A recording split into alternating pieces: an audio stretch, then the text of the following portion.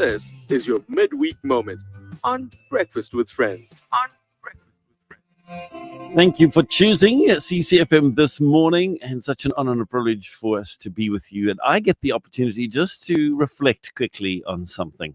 So this past Sunday, while we were singing a particular song, which we will play shortly, it just dawned on me that possibly the hardest part of the Israelites crossing the Red Sea wasn't for God to part the waters, but it was to get the seabed into dry ground. And I really think that kind of makes sense, because if you read the scripture and you look at what it says in Exodus chapter 14, verse 21, God instructs, before verse 21, God instructs Moses what to do. And then verse 21 captures this moment. Then Moses stretched out his hand over the sea, and the Lord caused the sea to go back by a strong east wind all that night, and made the sea into dry land, and the waters were divided. And of course, we know that then what happens is that the Israelites are able to pass through the Red Sea, walking on dry land. If I remember correctly, it's something like 1 million people. So it wasn't just a little narrow pathway. It wasn't like, oh, can you walk on this rock and climb on that rock? And no, it was millions, like many, many people. And I was just thinking about that fact. It speaks about causing an east wind, a strong east wind, all night long. And I want to just focus in on that and kind of unpack it for you a little bit, because if the seabed was not dry, they would have gotten stuck in the mud, right? And I don't know if you've ever been stuck in the mud. I have. I'll never forget, as a teenager, it definitely was in my teenage years, I was part of an orchestra, and we went on a camp for the weekend to get a lot more rehearsing and practicing in and things like that, which was really awesome.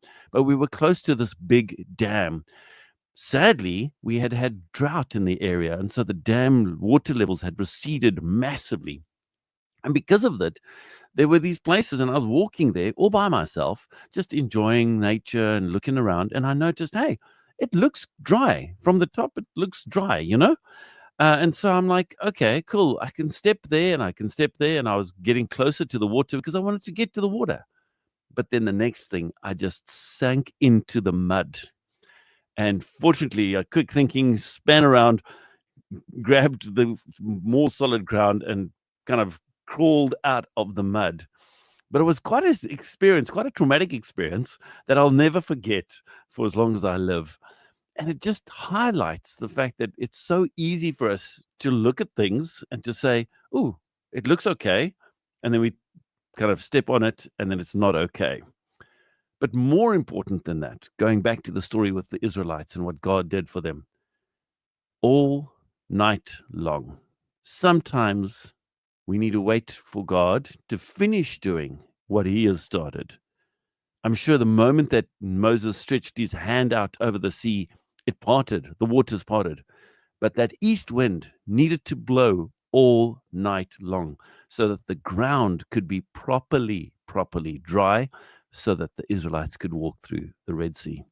So when you're in a space and you're struggling, maybe you just need to be a little bit more patient. And I'm talking to myself here as well. May you be blessed.